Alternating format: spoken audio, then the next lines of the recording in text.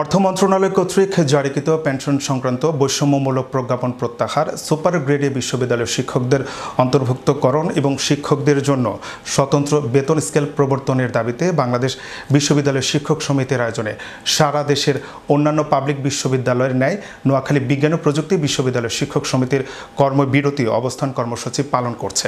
সকাল থেকে বৃষ্টি উপেক্ষা করে শিক্ষকরা বিশ্ববিদ্যালয়ের প্রশাসনিক ভবনের প্রধান ফটকে অবস্থান নেয়। এ সময় শিক্ষকরা তাদের প্রধান তিনটি দাবিতে স্লোগান দেন এবং দাবি তুলে ধরে বক্তব্য প্রদান করেন।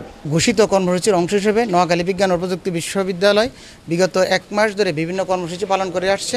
তারাই ধারাবাহিকতা আজ 1 জুলাই থেকে সর্বাত্মক কর্মবিরতি পালন করছে এবং সর্বাত্মক কর্মবিরতিতে আমাদের সকল ক্লাস, পরীক্ষা, সকল প্রশাসনিক কার্যক্রম বন্ধ আছে এবং আমরা শিক্ষকরা সকল কাজ থেকে বিরত আছি। আমরা শিক্ষার্থীদেরকে আশ্বস্ত করতে চাই যে আমরা এই ক্ষতিটা তাদেরকে পরবর্তীতে আমাদের আন্দোলন প্রত্যাহার হওয়ার সাথে সাথেই আমরা একাডেমিক্যালি সবাই বসে একটা সমষ্টিগতভাবে একটা প্ল্যান তৈরি করে কিভাবে তাদের এই ক্ষতিটা মিটিয়ে দেওয়া যায় সেই চেষ্টা আমরা করব।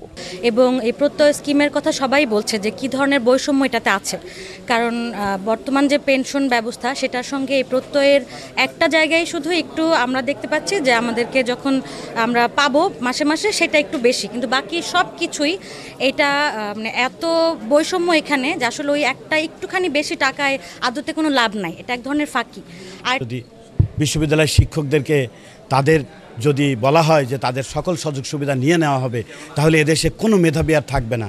এবং আমরা জানি আমাদের দেশের হাজার হাজার তরুণ আজকে বিদেশে চলে যাচ্ছে, ব্রেন ড্রেন হচ্ছে বাংলাদেশের, মেধাবীরা কেউ থাকছে না। নতুন করে যদি পেনশন নীতিমালা করা হয়, এদেশে আর মেধাবীরা কেউ থাকবে না।